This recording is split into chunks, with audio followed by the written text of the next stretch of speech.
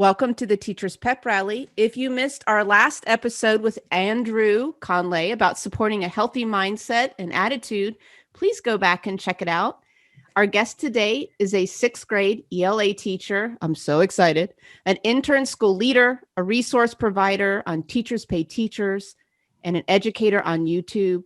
Our guest has a heart of gold and is a New Yorker. Please welcome to the Teacher's Pep Rally, David Mercaldo. And Letitia, can you one-up me on that last name, girl?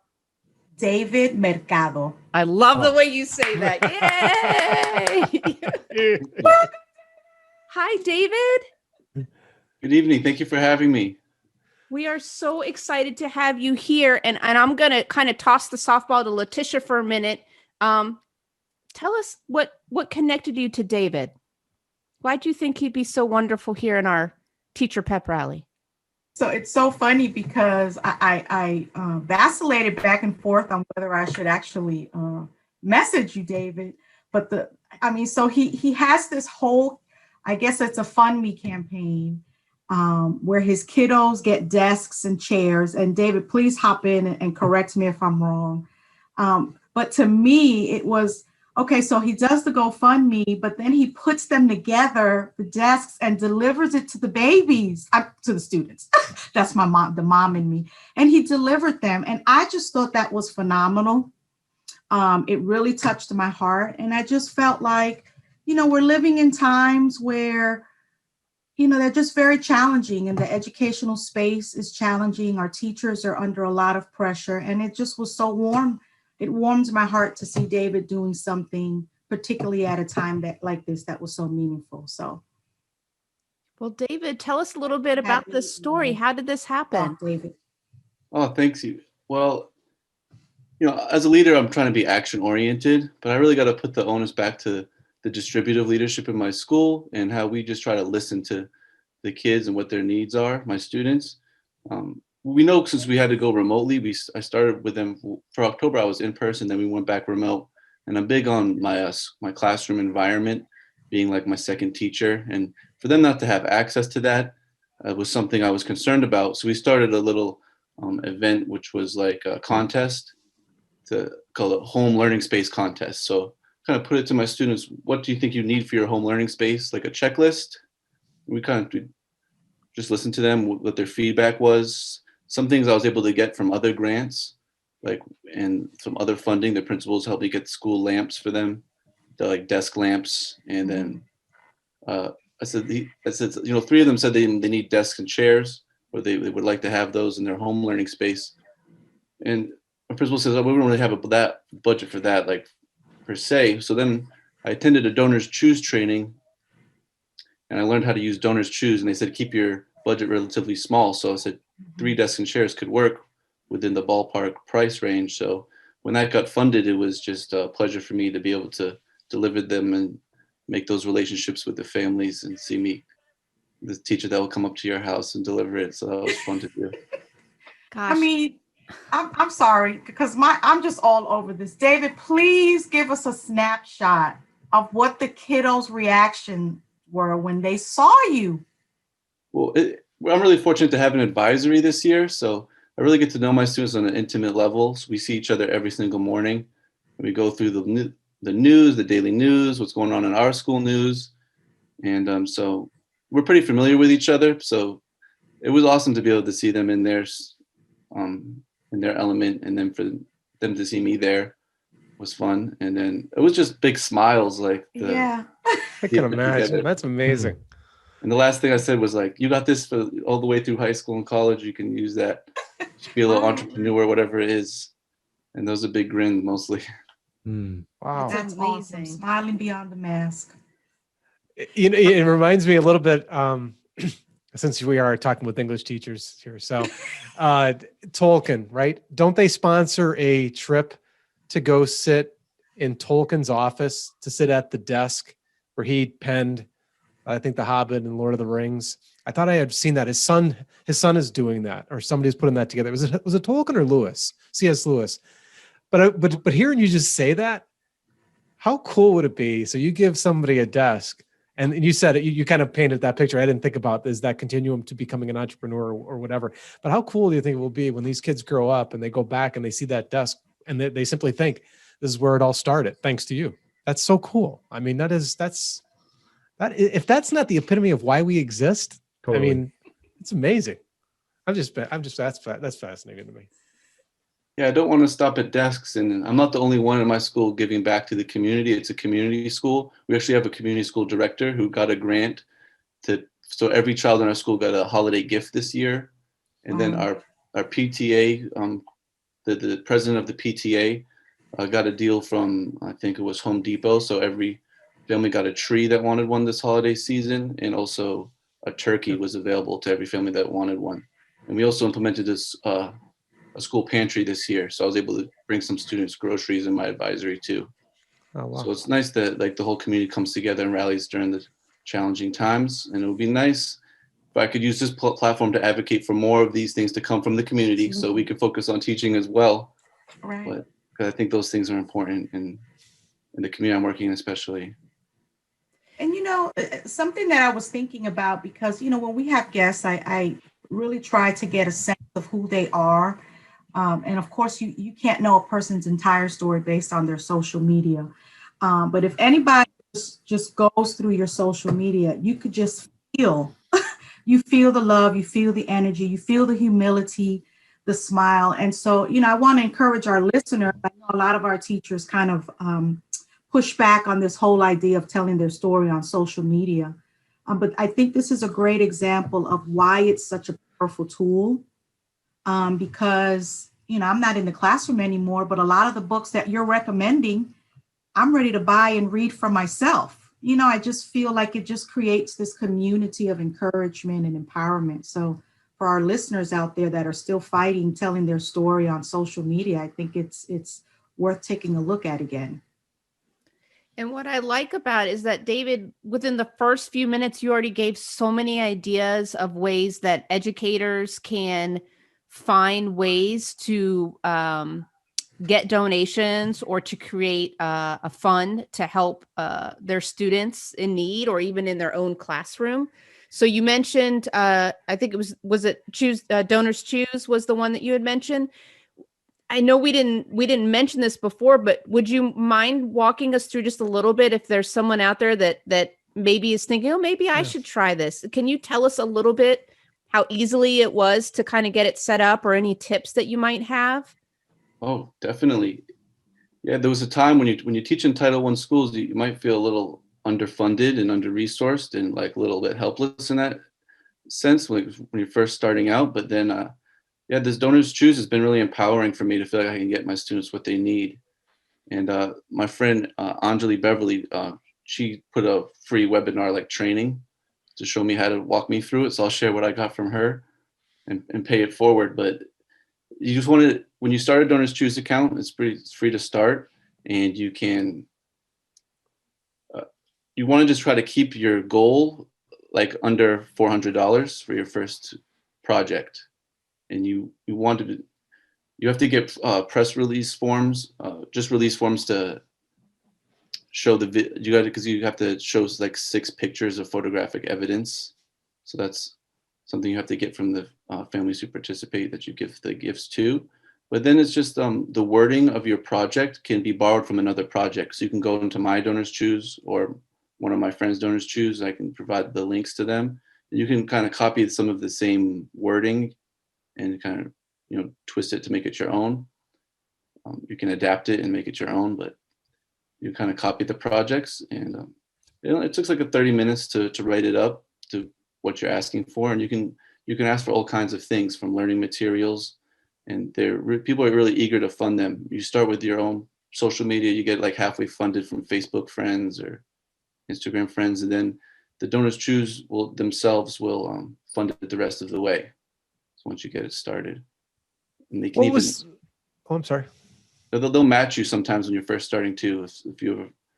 When your friends first do the initial funding, they'll match those fundings as well if they make sure to check that off. And so thank you so much for sharing that, David. And at the start of the question, you mentioned Anjali Beverly.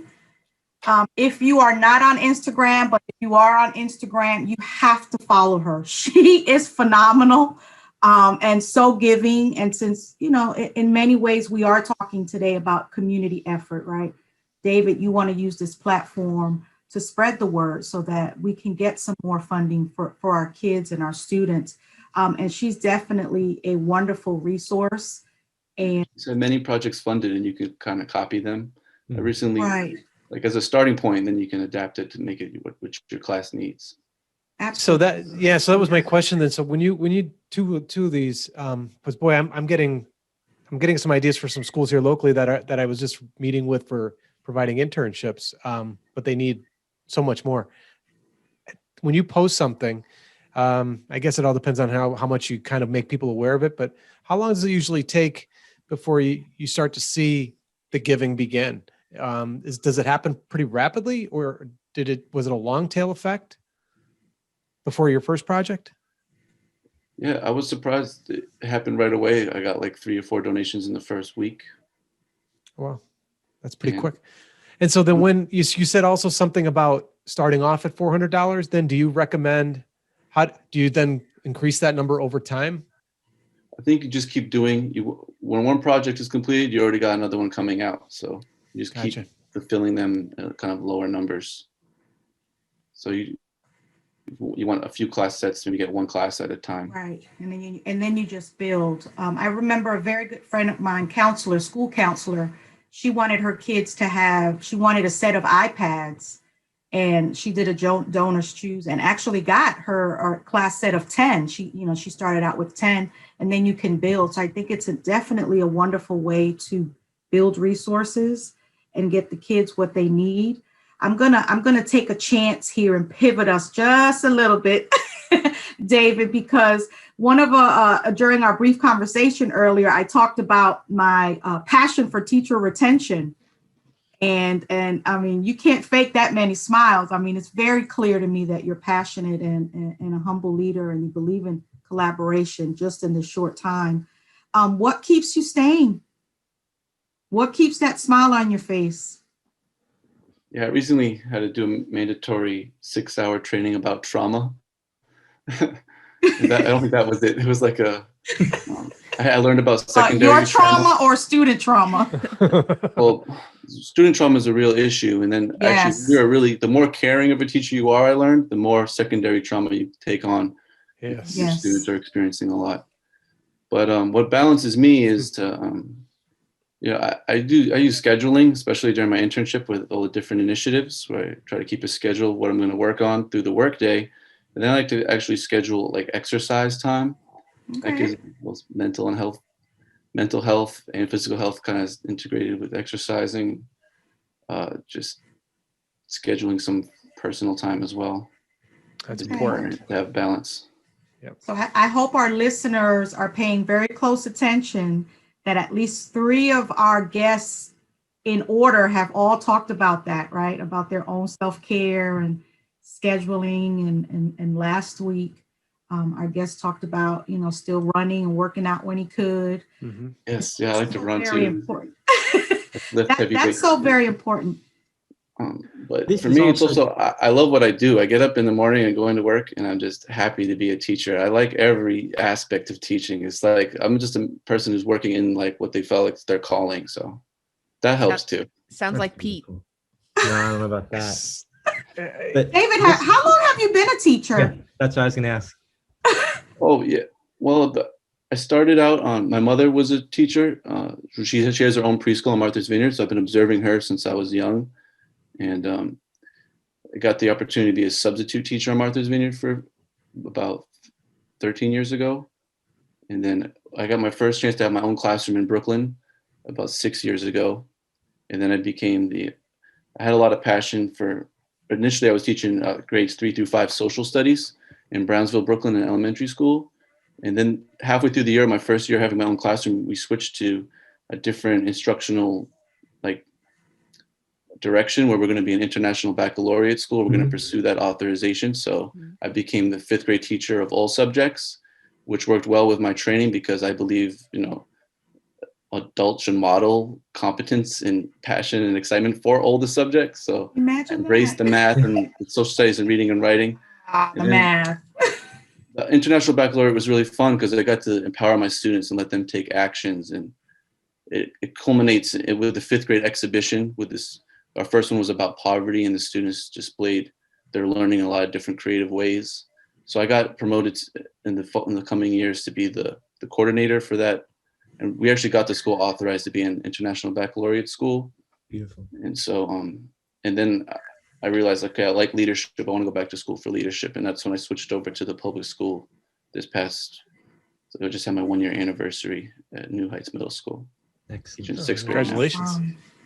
Hey, David, I'm a music teacher, and in the last couple of weeks, I've been trying to start the process of the donors truths. It requires some pre-authorization and a lot of paperwork within the school where I'm at before it even gets out to donors truths.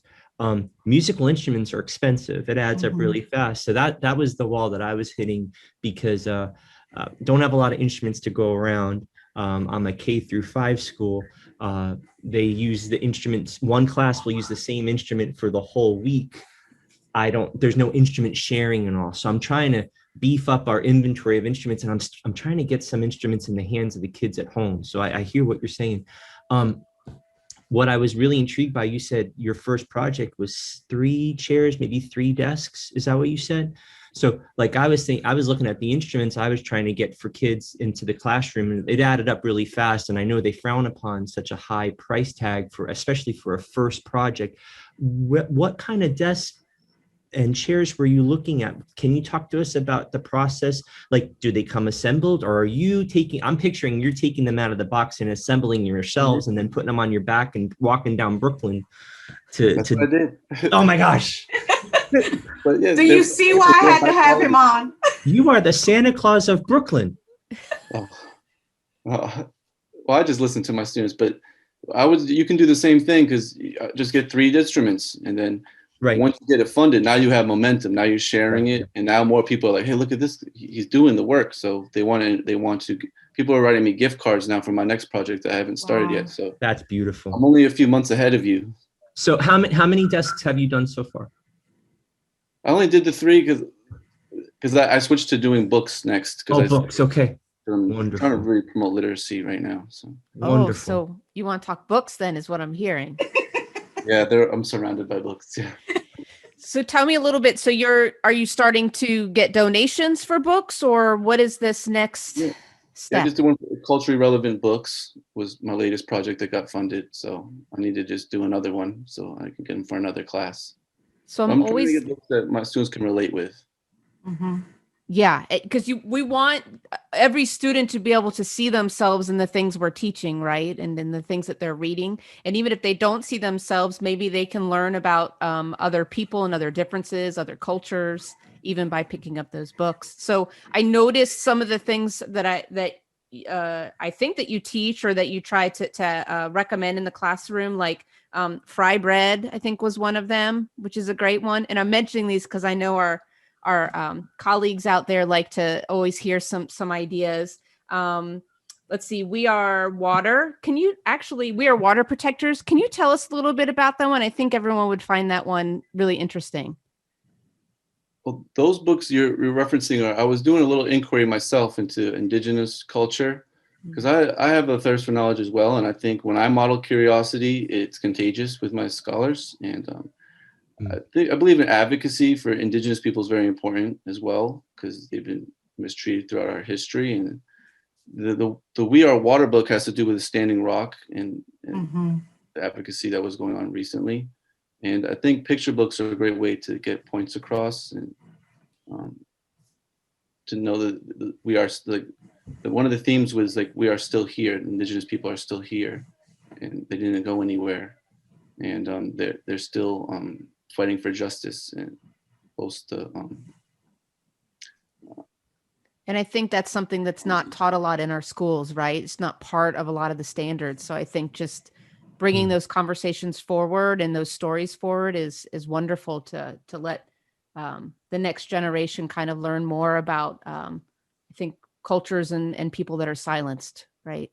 Yeah, I worked on writing a transdisciplinary curriculum that aligns with standards as well, and it does align with the New York fourth grade standards to do this Indigenous inquiry unit. So, and the books they do work well for that grade level too. But I think I would read them just to my sixth graders during breaks because I just think it's good stories in case they missed it when they were in fourth grade. So what would you recommend for teachers to do to kind of research maybe, because you don't know what you don't know, right? And so what's one way that you would recommend for teachers to look into maybe expanding their book selection in their classroom? Yeah, I'm a big fan of Jacqueline Woodson. I had an opportunity to meet her, and she cited another educator. We did a lot of research. Trying to blank on her name, I could look it up, but that like you were saying, scholars need both windows and mirrors. So it really doesn't matter what demographic your class is, that they need to see people that don't look like them, so they can get to know how other people think and that their experience is, and they can build empathy and hopefully take like anti-racist action. And then at the same time, they want to see people who look like them. So no matter what they are, let's have representation of all kinds of people. But I've been doing a recent social media campaign called Black Authors Matter, where I'm sharing some of my favorite authors just in general who I really enjoy. And it's really fun to actually get to connect with the authors, and some of the authors have been coming in and visiting my class, and it's been empowering for my students because my school is majority children of color. So it's been awesome for them to see authors who look like them, even though their English teacher really doesn't as much. Yeah, and another great tip, are you using social media primarily to kind of let the authors know that you're talking about their books? Oh yeah, I always tag the authors. Yeah, I've gotten a lot of great responses when I do that. So I don't know any listeners out there, especially on Twitter or Instagram, if I'm highlighting a book and I've had some literally thank me for highlighting their book. There's just so many great little things out there. I love that story. I love that story. Fred. You know what? I'm out on your Instagram profile, and I found my way to the Hustle University. Can you tell me a little bit about that, or tell our listeners about that? Oh, that's my friend Hotep. He's a character. That's his education consulting company. He reaches out to me and he wants me to partner with them. And yeah, he's kind of been mentoring me about how to transition to like an education consultant. And so I've been meeting with him weekly and helping promote his curriculum. He has developed his own social emotional curriculum that focuses on cultural relevancy. And it's something I think that a lot of schools are relating with and they're enjoying. Yeah, I'm looking at the topics, and courses are great. Yeah, they really are. Wow, that's something we have to kind of make sure we put in our show notes too. These links, as far as that's impressive. And the word mentor, and I don't know why retention is. I've got retention on the brain. I've been reading studies all day, so that's probably why. But again, David, you mentioned having a mentor. I think it's just so important as we evolve to always remain pliable, to learning, to growing, to stretching. You talked about modeling it for your scholars. And so as we're, those that are listening out there, retention and keeping great teachers in the classroom, or at least evolving and stretching, requires community, requires our willingness to learn, grow, and stretch. David, you mentioned wanting to use this platform to share your message. Why don't you do that? Share your message. What are your thoughts? Why are you trying to leverage this platform? Well, I believe in anti-racist education is important right now in our country. And I think it can be, if it's done well, it can make a big difference. So that's one thing I want to advocate for. I also want to advocate for taking mental health seriously in like Title I schools and communities of color, and providing some more supports as far as like the guidance counselor to student ratios and the support, the class sizes and different things that these schools are funded as. I've studied how schools are funded, and it's not funded in an equitable way. Absolutely. So that's something I'm always going to, if I get a chance to speak on, I'm going to raise awareness about that, because I know my students are brilliant and they just deserve the same access and opportunity. So. like Yeah, like I arts think that's just arts great program stuff. should be funded at every school, and like the Right. music program, like you mentioned, that we don't have instruments yet either. So Mm. I love this because it's really an opportunity, I think, for us to explore all the many ways, right? I mean, I know we started talking about desks and how you started this campaign, but I think it's more than that, right? Because you said it's more than desks, right? It's the whole thing. It's the fact that a teacher has to even do that. Like that in and of itself is telling us something, and you're absolutely right. Even in my research and studying today, even African American and Latino teachers that are trying to be developed in college, even that's not equitable. You know, their admission rates, their dropout rates are alarming. So I think it's so important all the way around for the equity to be all the way around, so that, you know, I get to have teachers that look more like me, you know, or at least, well, now I'm a grandma, so my grandchildren should have, you know, teachers that look more like them. And I just love that, you know, your work is going beyond the classroom, you know, into their community, because that's just super impactful. I don't know if have you guys ever had a teacher that did that? Because I don't want to heavy the moments, because I can get into this equity thing and talk about it forever and a day. yeah, me too. Like you talk about standardized testing, that has traditionally not been an equitable practice, but I've been piloting digital portfolios this year, and it's a great way for students to display their learning that they're doing both online and in person, and like reflecting, self-assessing, reflecting on how they're meeting mastery of the standards that is the same the test assesses as well.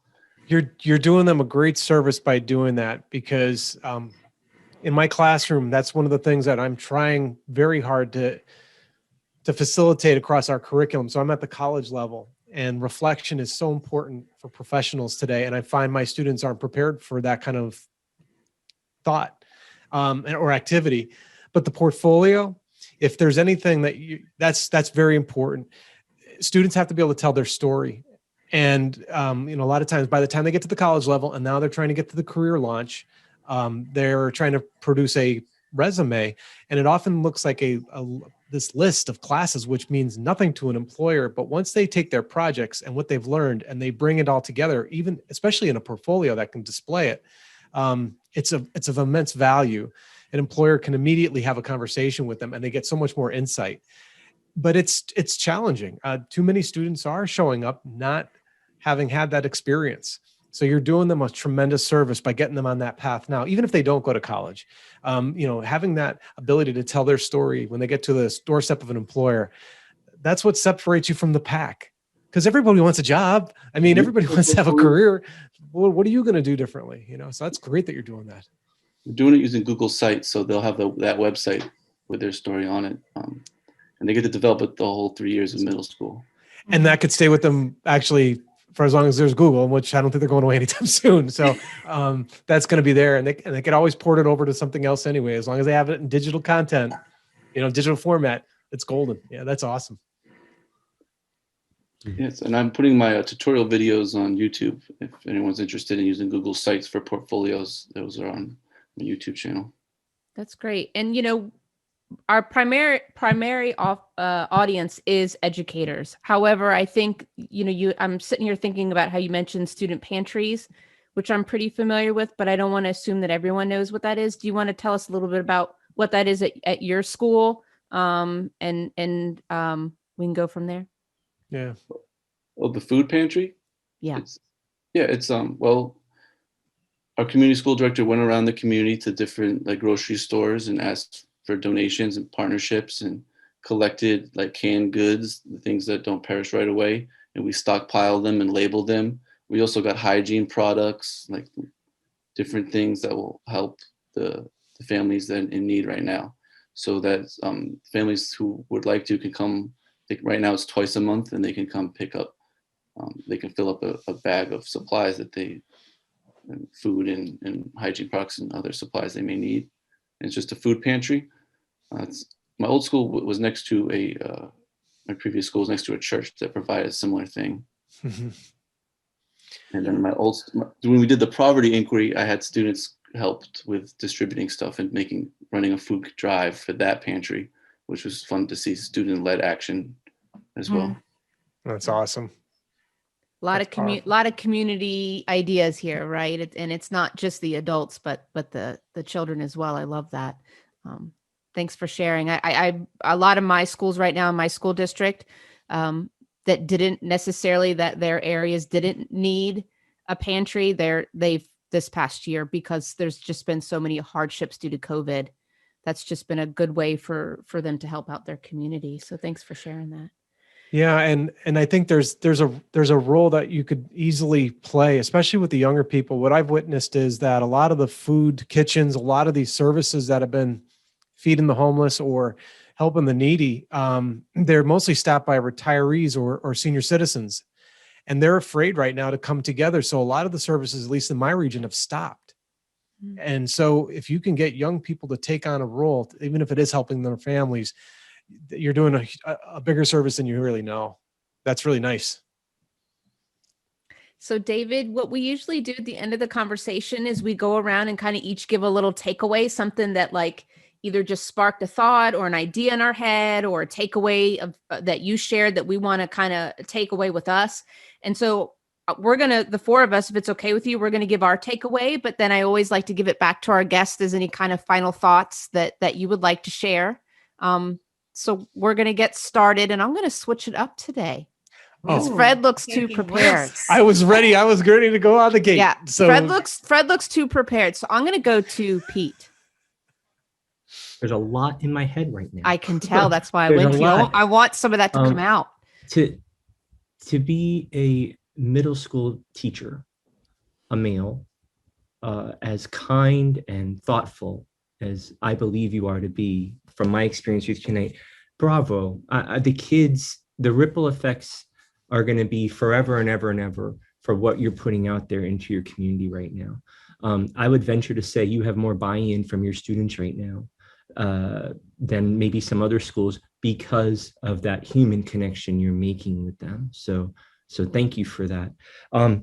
What my big takeaway, other than I love your message and your whole approach, is when I asked how many desks and chairs, you said only 3, but I wish we would erase that only. We're going to cut that out of the podcast. And because you're providing a learning space for these kids at home, and they're going to forever remember that. I almost get a little emotional, They're going to forever remember that my teacher put this together, and they're going to they're going to own their education a little bit more because of that. So I just think that's so beautiful. The lifelong impact, how you're encouraging the study habits and the homework ethic.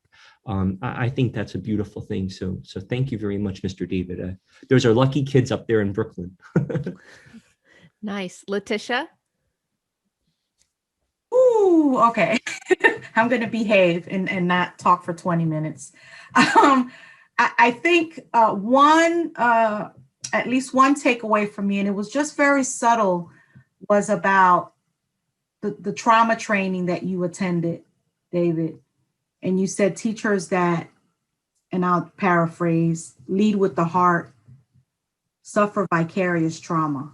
And I'm really going to try not to cry, because I was that kid.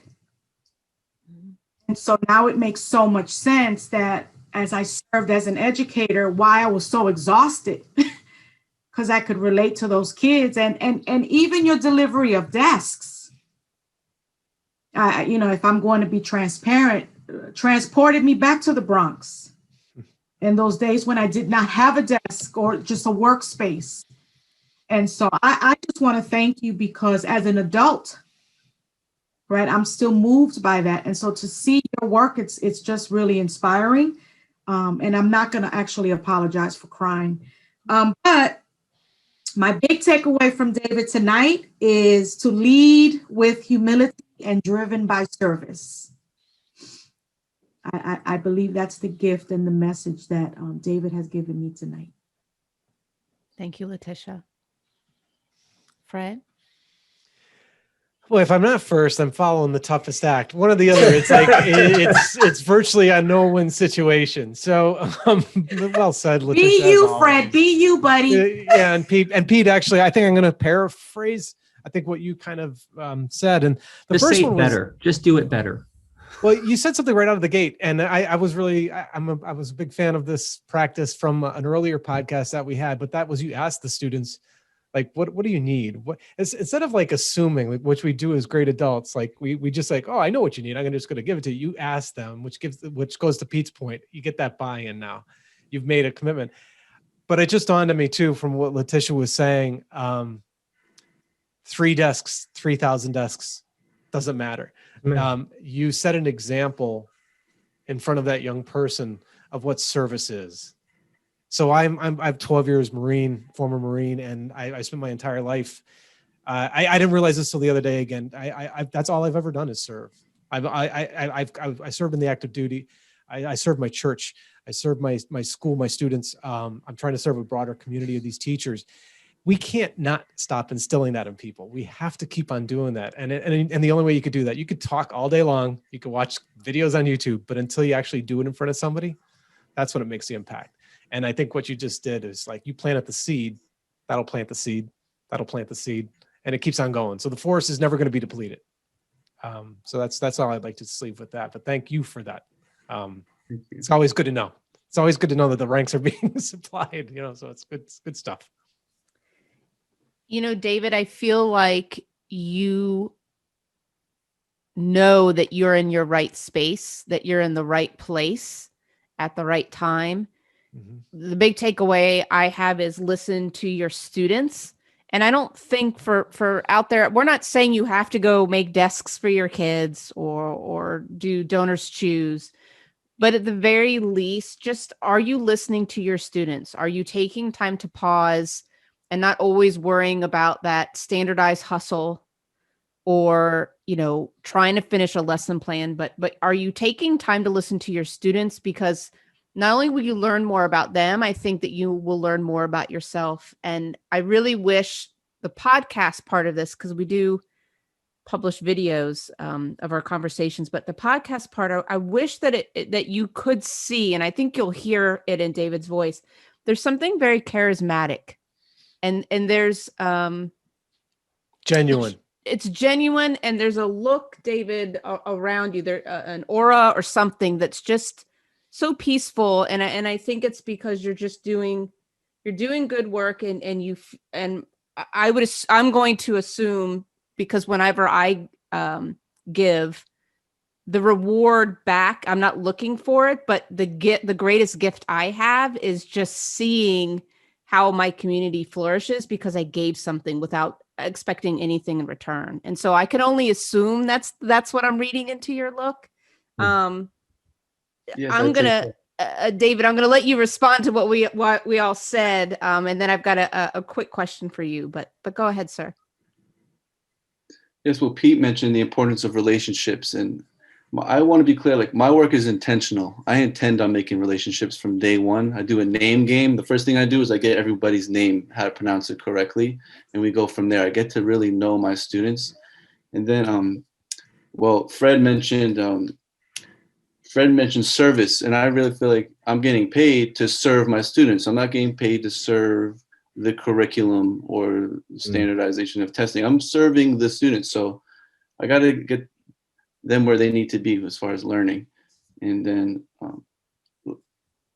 I appreciate what Letitia said about humility, and I really try to model all the good values that I believe I want my students to have. So I'm just honored to be here. And also what Aaron said about this is like a most rewarding thing to give back. So that is what I'm about. And like, I know I'm making a difference, and I'm going to keep doing it. Like, when I first got the position in the public school, I came into the classroom, I saw some things that I did not think should be happening. And I said, when I get the power to lead this class, get the opportunity to lead this class, I'm going to make it like a brave space, a safe space for my students, for those students and children to benefit and to really just love reading and writing. Because like we talked about how I've balanced, and I actually enjoy reading and writing as like hobbies. Like, when I'm not reading and writing for lesson planning or for like work stuff, I like to read for fun. I'm just reading this Trevor Noah book right now. It's just like such a fun book Yes. to read. Talk And then I'm about it, writing David. my own books right now. So I love writing. Jackson Woodson told me about like telling your own story, and it's like I have my grandpa who passed away 2 years ago was such a great impact on my life, and I can't wait to share his stories with people when I finish writing that book. So I got some great book ideas, but it's just fun to read and write. You know what? I do us a favor though, Dave. Make sure you tell your mom thank you from us, because Yes. whatever you observed in her classroom must have been incredibly magical, because it made an impact. That's She's awesome. big on the Reggio Emilia approach, learning through play. And I could, yeah. why does kindergarten classes not have toys in them? Because you got to act out the playing. You got to have a puppet theater and building blocks. And Yes. They should be getting ready to test so young. It's all about learning through play, telling the learning story. That was my favorite part of kindergarten. I always went over to the dress up area in the corner, and it had all the clothes. And there was little Erin. Guess what? Not the dress. I was putting on the suit. I was playing the daddy in the house. Don't worry, I had the other covered. Oh, geez. And the sandbox. I mean, the sandbox with blocks. That's La cocina. I was in the kitchen. Oh, that's a good one. That She has all makes those sense. stations. And then she does have that circle time though. And I've just done restorative justice training, and circling up is huge. I wish I'd learned this earlier. To get the social emotional climate, the ceiling is only as high as the teacher's social emotional intelligence is. So you got to have a high ceiling for your students. You got to be social emotionally aware. You got to read the room. And if something's out of whack, just pause the lesson, circle up, and make sure everybody's good. And then if someone does wrong, you have that in place so you can have them repair the harm, and you can welcome them back in.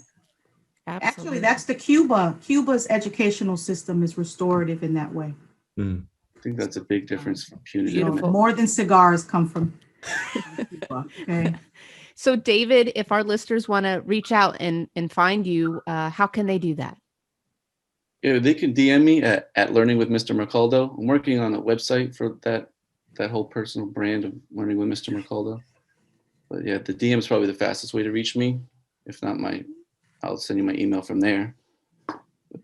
Great. And I think it's the same for your YouTube channel as well. Is that correct? Yeah, it's just Dave Mercaldo on YouTube. Great. And Pete, how about our listeners at TPR so we can continue to share great stories like David's? Yes, please send us some feedback. We love hearing from everybody out there. We're on YouTube now. Our website is teacherpeprally.com. The podcast, if you're listening to us on a podcast tonight, please leave us a review, subscribe. Let Mr. David know how awesome he is, that he needs to start his own Mr. Rogers show and start his own school and continue changing the world, because he is an awesome guy. But yeah, reach out to us. We want to hear from you. We want to build up this community. Yeah. And thank you so much, David, for joining us on the Teachers Pep Rally. It really was a pleasure. And hopefully we'll get to do it again. Stay safe in Brooklyn. Yeah. Thank you, David. Stay connected. All right. Thank Please you. do. I shall.